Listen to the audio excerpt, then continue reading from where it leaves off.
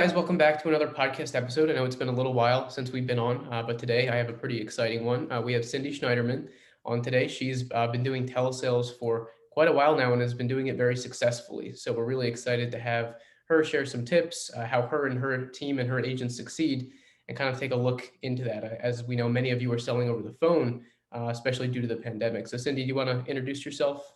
Absolutely. Thank you. I appreciate that. Yes, I am Cindy Schneiderman. I've been in this industry for 20 years. And you're right, the pandemic kind of forced us into a whole new way of doing business. I was big on the field. I was big into door knocking. I was big into seminars, all kinds of things. And when the pandemic hit, we just had to shift. And so I was looking for a system that would work for us.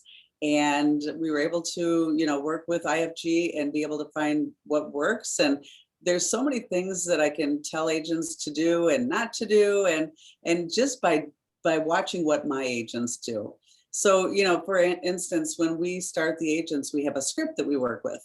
So, and so many agents will try and shortcut that script. My own sister included, she was like going after call, not making any sales, and she was getting frustrated. And she goes, "What are they doing in the other office? What are they doing so different?" And I said, "Nothing. They're not doing anything different. They're just doing the script."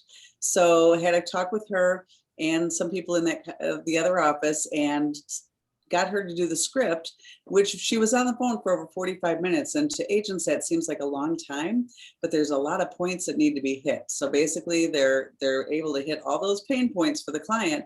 And she started making sale. I mean, she's writing 5,000 a week, no problem, every week. So that's really important. I think number one is just to have a system and to follow it. So many agents will try and take shortcuts, and then all of a sudden they'll be like, I'm not making sales, and print out that script again and just hand it to them and say, you know what, start doing that script and the sales are going to follow. That's one thing I thought was really interesting because I myself and some of the people that I work with transitioned into telesales in September of last year, and it was interesting to me because in the field you can have every kind of excuse and there's different areas, but with telesales, at least for people within the same system, is we're all getting the same leads. Right. You all have the same opportunity to be on the phone, and you have some agents who can do I've seen it 17,000-18,000 a month is generally really on the high end for at least the inbound. And then you have other people who fail out within a few weeks. So the difference is really stark. So that's kind of what I wanted to touch on in a few points was for a brand new agent. I know following the script is a big one. Do you think there's anything else that a new agent or someone transitioning can focus on to be successful? The nice thing is that our calls are recorded. So when agents are having a hard time, you can stop, sit down with your manager, whoever you're in that office with. And even if you're doing it from home, which I don't suggest because we tend to get sidetracked when we work from home. But so you basically sit down, listen to what's going on, because a lot of times there's a pattern there. Let's say the client won't give you their social. There's a reason for that. There's a way you're wording things. I'll have clients say I'll have my agents, I heard them say before, well, do you have your checkbook there? No, don't say that. You say, what I need now is your routing and account number. Don't ask for things, just this is what I need. Even the social, I have agents that'll sometimes be like, they won't give you their social. Well, how are you asking? You're saying, can I have it? No, now I need your social. So there's definitely a reason for the order that we do it in. And there's a reason why we say it a certain way, because when you're asking a question, they can easily say no, right? But what we want to do is say, this is what I need now. This is what I need here. This is what, and you're leading that client. I often refer to Corey when he says that we're a doctor, and you don't go to your doctor and they give you, here's what you want to do. And then you say, well, that's not what I'm going to do. I'm going to do it this way. So we're the doctor in this case, and we're going to lead them through what they need to do and where they need to be. And that's so important. And, I talked about not working from home. A lot of agents will think that they can do this from home, and they get home and then their phone rings or the dog's barking or something's going on. The laundry needs to be done. Somebody needs a ride, whatever it is, it's pulling them away from the phones. And then they wonder why they're not successful. So that's another thing is, especially if you're going to do it from home, you set a schedule and stick to it. In the office, set your schedule and stick to it. So many times we let other things distract us, and everybody does it. I understand that. And it's too easy for your family to think you're not really working if you're at home, right? If you don't have a designated spot that you're at and everybody's coming in and talking to you, you're just way too distracted. I definitely agree. And to touch on your first point, in one of our other videos, Ben talked about the way that Ben Smith, he talked about the way that he doesn't have really an issue getting socials, and it all changed for him because he had a huge problem.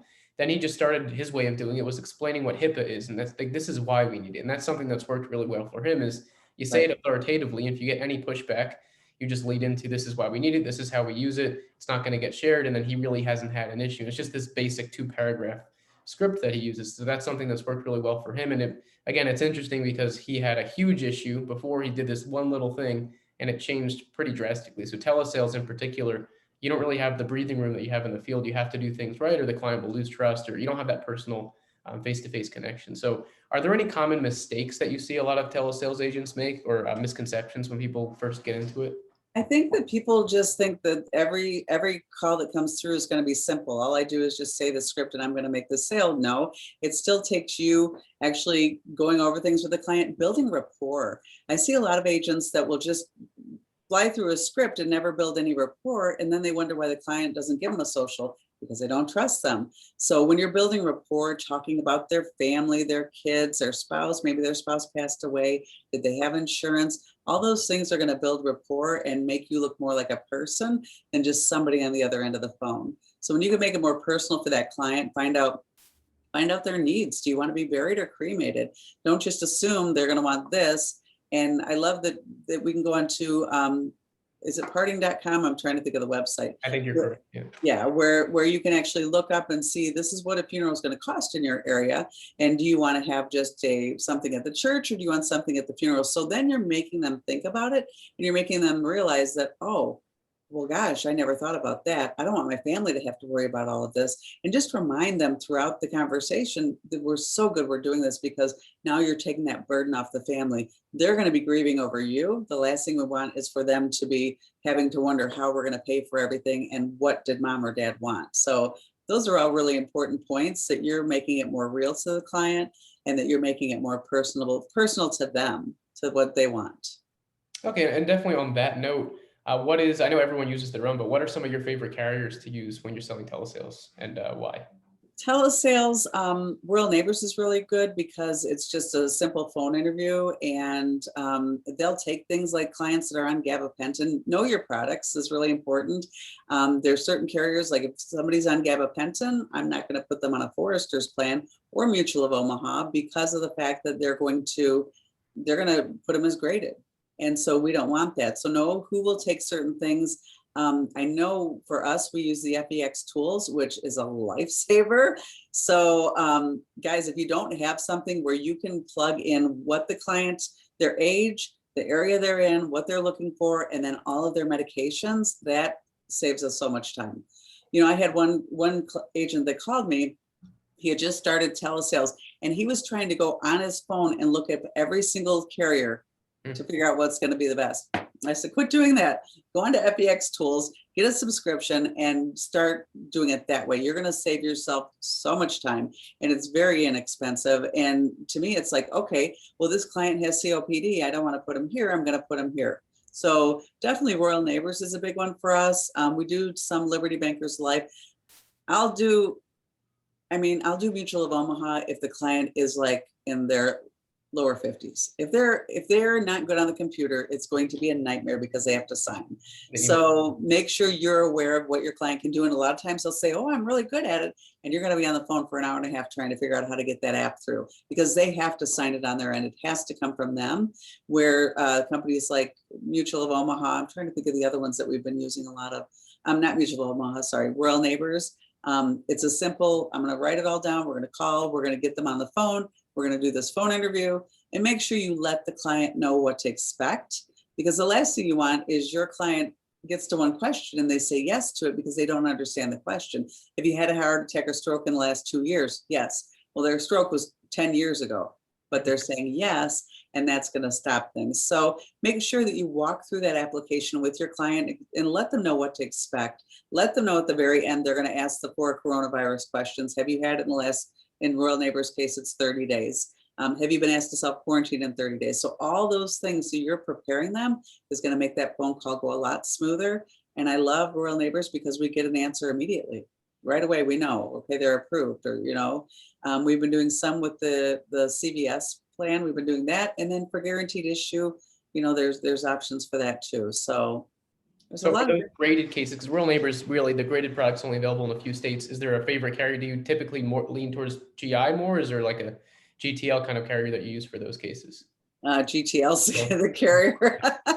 GTL, sometimes even if they're graded, we can go with the CVS product.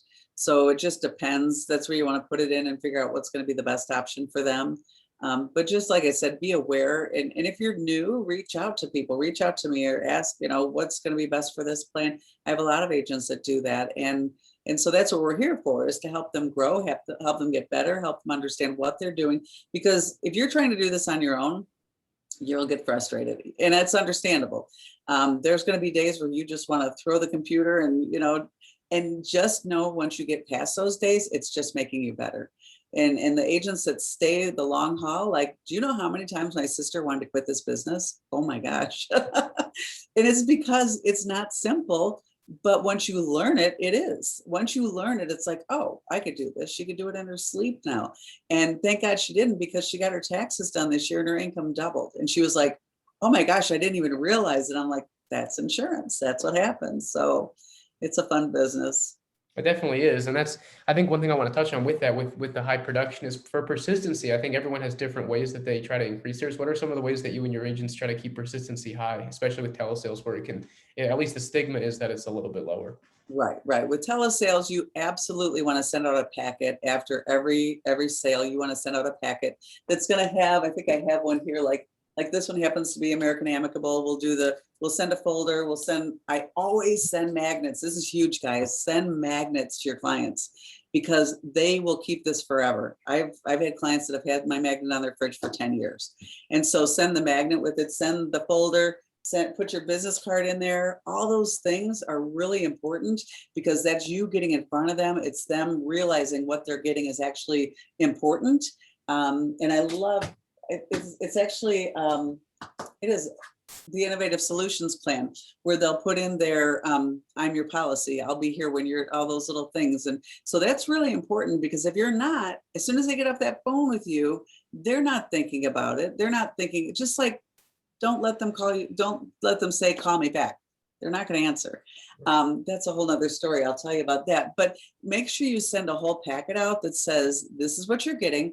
And I'll do a little letter with it that says, congratulations. For Rural Neighbors case, I can say, congratulations, you're approved.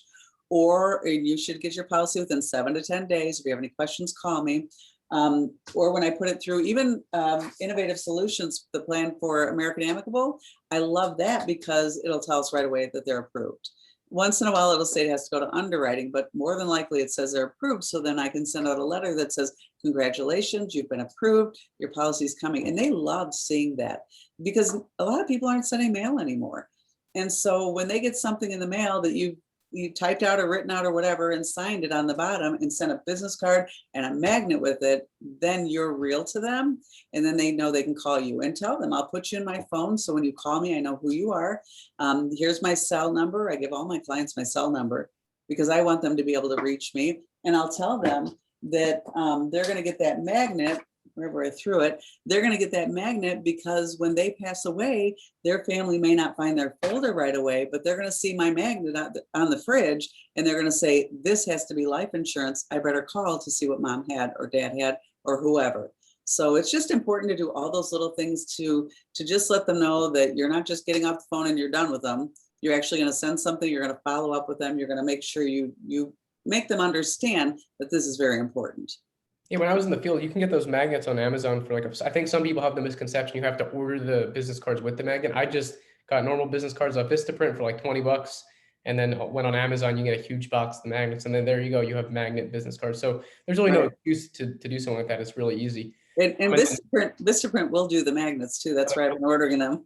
oh yeah, so I mean, one or the other. I had so many business cards. I'm like, oh great, now I have to order. When I figured out about magnet business cards, I'm like, oh, I'm gonna have to place another order. But I just went on Right. Amazon. So even if you have a lot of your own, because I order in like packs of 5,000, it's Right. just an option, so you don't have to order a new batch. Now you did mention American Amicable. That's one of my favorites for telesales, because they not only do they give you the decision, you can argue it if you think something doesn't exactly go your way, and it tells you why. So for telesales especially, you can pivot pretty easily if someone didn't tell you something or it goes modified. You're not just stuck and the Right. client, forgot they had cancer 2 years ago, or And American Amicable has so many great living benefits. So stress those living benefits. I mean, when you can stand out above everybody else, then when somebody else comes on the phone to them and says, you want this because it's $1 cheaper, they'll remember, oh, wait, I have these living benefits that I'm not going to get with these other carriers. So, and explain to these clients, I explain to them all the time, people that are on TV, the TV, I hate to say names, but the companies that are on TV advertising that tell you no medical questions are because you're going to have a 2-year waiting period. Do you really want a 2-year waiting period?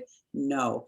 And $9.95, you know, they think they're paying $9.95 for 10,000 of coverage. It's $9.95 a unit, which is $1,000 of coverage. So when they hear that and realize that you're knowledgeable, just learning all these little things, it puts you as the doctor. You know what they need, why they need it. They tell you they have a $100,000 policy and they're paying $10 a month for it. You know it's term, you know it's accidental, and you tell them to pull it out. I have my clients pull it out all the time. Pull out that policy right now and tell me what it says. Oh, it says variable premium or whatever, term or whatever it is. Then explain to them. If you're a fan of doing potential replacements, I know a lot of agents avoid that. Is that something that you and your agents are comfortable doing, is over the phone kind of comparing? What I tell the client is, I just want you to be aware of what you have.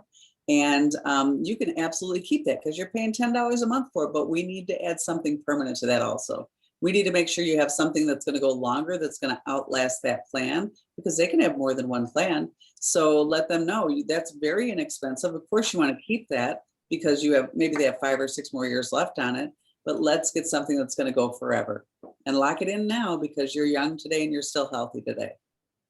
It's a good point. And getting to one of your points that you brought up, the common rebuttals, what are some of the most common, you know, I need to call, can you call me back? Or I have to talk to my family member. What are some of the ways that you and your team get around some of those common rebuttals over the phone? So when they say to me, I want to talk to my family, I'll say, that's great. I want you to talk to your family. We absolutely want you to do that. So what we're doing today is just part one. We're going to get you approved for it, and I'm going to mail everything out to you. And then you sit down with your family. And if I need to increase it, I never say decrease it. I never say if we need to get rid of it. I never use those words. I say if we need to increase it or change a beneficiary, let me know. But at least your family is going to know exactly what you have, and they're going to make sure, we're going to make sure that they're comfortable and everybody's happy that you have coverage. I had a client one time who canceled his policy. And this is where you want to follow up, because I followed up with him and he kept saying, no, my wife doesn't want me to have it. My wife doesn't want me to have it. It was a big policy. And I was like, come on, seriously? I said, I need to talk to your wife. I ended up finally, after like 3 calls, I got the wife on the phone and she goes, I told him he needed it. I don't know why he's canceling it. And I thought, So make sure you find out when things happen, why they're happening, and make sure you fix it, because a lot of times it's just a miscommunication, or it's the husband trying to get out of paying something every month that his wife wants him to have. Have you found that price objections are typically smoke screens or something that's legit? Like when you get a client who, you know, depending on where you start, says, oh, well, that's too much. Is that something? Well, okay, so that's another point. A lot of client agents will say to me, well, they said they wanted 20,000, so they'll quote 20,000. I'm like, no. I want you to start out lower. We can always go higher, but when you quote them a $20,000 policy, they're going to be like, oh, sticker shock, and they're not going to get it. So start them lower, start them 7, 10, or 15, start them in there, give them 3 options. These are the options. And if they want to go higher, then you can. But otherwise, if you start them at 20,000, you're going to give them that big amount and they're going to be done. They'll be done. They'll shut down. Yeah, and not to go back to the software, but that's one of a lot of times we get asked, like, why can I run a quote on Fex Toolkit without putting in a face amount of premium? And that's because all the time people message and they say, oh, I ran a quote for 30,000 and this carrier didn't show why. Right. Number one, you don't even know what that client qualifies for. They could be on dialysis and they could have a budget of $30 a month. So they might want 30,000, but they're not getting that. So the way that we designed the software was ignore the face amount, ignore the premium. Who cares what they want? First thing is find out what, because 10,000, pretty much every plan is going to have an option at 10,000 if it's available. So that's how we designed it. Is first run the health profile, be the doctor, figure out what they qualify for, then hit the compare, show them their 3 options. And if it turns out what they want is an option, great. But if not, you don't want to start someone who can afford $40 a month that, oh, for that 30,000, I can do 210. That's usually not a way to, you don't want to come down on the. Right. And you're mentioning budget, which is huge. So many times the agent doesn't find out the budget and quotes them the $200 a month policy and finds out it's a $30 budget. So you find out budget before quoting is what you do? Yeah. So say to them, what are you comfortable with every month to set aside for your final expense? What amount do you want to set aside? And they'll normally tell you. And they'll usually tell you low. So But at least you have a starting point, and then you can go higher, like I said. They If give you them their start them out with that big amount, they're gonna, once they shut down, you're done. yeah, especially over the phone, it's tough to come back from that. Yes, So the last point I wanted to touch on with lead types. So you and your team do primarily inbound. we Do you do. have any tips for someone who might not be able to afford inbound leads or doesn't have a program? Is there any other options that they might have? There are a lot of options. There's options where you can get Facebook leads, you can get telemarketing leads. I'll even give my agents, if they, what I do is I keep a book, and I keep like as I talk to people, this one's not the best example, but as I talk to people, I keep a book and I've written down like, who they are, all those things, and I keep it. So I always have it. And if I have an agent that says they don't have a lot of money, I'll say, go back through the ones that told you no, and call them back. That's free now, and you're going to find yeses in there. People are going to say no at one point because the timing's not right, they're in a bad mood, whatever it is, and then boom, you're going to find the yeses. So make sure that you're keeping all of those records, because you want to be able to go back to those people. Is there any kind of approach that you generally recommend, or this is just like Cindy from the life insurance office? Because I know everyone kind of approaches that a different way. Yeah, so basically I'll just call and just act like it's a brand new lead. And there's actually a lead for outbound that we use. And so you'll just basically call it and act like, okay, this is, whatever it is, Senior Solutions, whatever company you're with. And we're going to be, just whatever the script says, and boom, get them back into it, get them understanding why they need it, why they said yes originally, and just get them to understand, because they have to say yes a few times to be able to make it through to our call, and then just reiterate all of those things. So many people are out there without life insurance, and we need to help them. And they're going to tell you no 5 times on the phone. So don't let them say no the first time and then hang up and be like, I'm going to call them back. Okay, great. You're going to have a stack of people and you're never going to make sales. You're going to quit. You're going to be frustrated. So, and I always tell my agents, let them hang up on you. If they're going to hang up on me, they were going to say no anyhow. So I might as well get them to the point where they're going to finally hang up. Either they're going to say yes and we're going to get them protected, or they're going to hang up the phone. So it's really, you just have to be really persistent. That's definitely true. And on that point, what are, just for an agent looking to go on, what are some targets? What do you think should be the target persistency? It doesn't matter what the lead type is. Persistency, if you're looking to produce at a high level, what are some targets that you think agents should be looking to hit? So agents in our office, we know if you're taking 10 calls, you're gonna sell about 2 of those. So if you're planning on getting on the phone and taking 2 calls a day, you're already setting yourself up for not being successful, because you're not doing what it takes to be successful. Even the really great agents will only get a 30% close ratio. You're going to have those no's in there. So make sure you're giving yourself enough leads, enough calls, enough whatever it is to get in there. And make sure you're working the hours that you say you're going to work. Because so many times agents will come in at like 11 or 12, and I'm thinking, okay, most of the sales are made between 8 and 11 or later at night. And they're coming in when everybody else is on the phones, and they're waiting for calls. And it's like, well, if you'd start at 8 in the morning, then you're going to have a much better ratio than if you're waiting till 11 or 12 o'clock, and okay, it's noon and I'm going to turn my phone on. So really be disciplined, that you'll get on the phones and you'll stay on there, and you won't. We had an agent that kept like turning off the phone, and then you go back to the back of the line. It's like, quit doing that. Quit turning off the phone. Just sit with the phone on. Helena Davis is a great example. She'll sit for 6, 8, 10 hours with that phone on the whole time, and just her numbers show it. Her numbers show it that she's very successful, and that's why. It's not that we're doing anything different. It's not that we're doing anything special. It's just that people are being more persistent on the phones, and they're being disciplined to be on the phones. The higher level of activity is typically, high level of targeted activity. You know what you're going to say. You have the objections. That's really a key for success. So that's pretty much what I wanted to cover. So I really appreciate you coming on. I'll link Cindy's channel in the description below. And I hope that we were able to share some tips for you guys about telesales today. So see you in the next episode. Thanks, Cindy. Thanks. Have a great day, guys. Bye.